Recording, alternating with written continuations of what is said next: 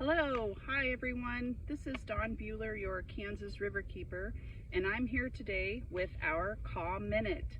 Today's Kaw Minute is all about river checks. So what is a river check? So today I'm out on a Kansas River sandbar. You can see the river and the sandbar behind me. It's a beautiful day out today. It is still winter time here, or pretty close to winter, and it's about in the mid-60s today. So we took an opportunity to come out and do a river check. So we wanted to tell you a little bit about what we do when we come out onto the river to do a river check. So as you all know, most of our boat ramps are about 10 miles apart, some a few more miles, some a few less, but most of them are about 10 miles. So we will pick a section of the river in which we are going to do a river check. So we will take that 10-mile section, and our plan is to look for a few things along that section of the river to make sure that we are protecting that part of the river and advocating on behalf of the river. So in the case of today, we got onto the river at the town of Eudora, and we're headed to DeSoto.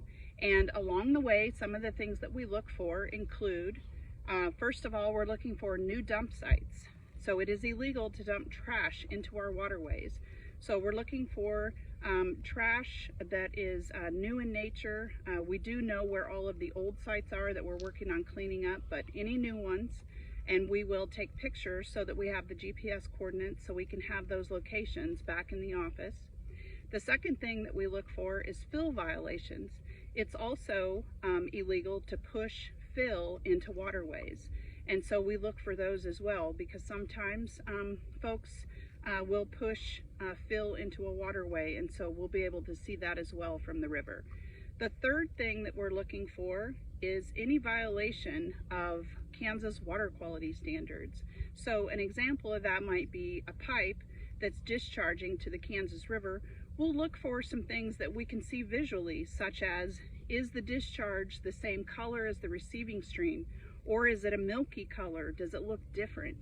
We use our nose. For example, we can smell chlorine from a wastewater discharge. Do we smell anything from that discharge that makes us wonder whether or not it's clean and healthy for our river? And the other thing that we look for when there's a discharge coming out is the temperature.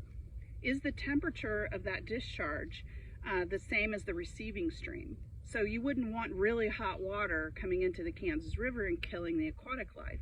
So we look for those sorts of things, and again, we take pictures, we document the location, we go back to the office, and we take a look at these things and determine whether or not we need to file any sort of enforcement letter to the different regulatory agencies.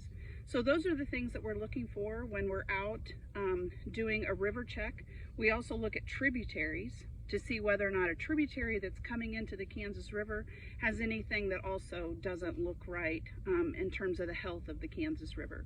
So that is how we do a river check. You see us talking about it all the time, and we'll have many of these all throughout the winter. We'll be doing them we do them all year long. Our goal every year is to make sure that we not only check every section of the river throughout the entire year, but that we check them more than once. And so we are spending a good deal of time on the river checking for these river checks. And then the last thing that is a benefit of doing river checks is we really learn about the river.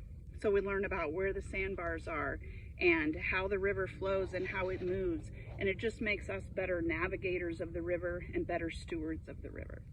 So I want to thank you for joining us today for our Kaw Minute. And if you have any questions about river checks, be sure and give us a call.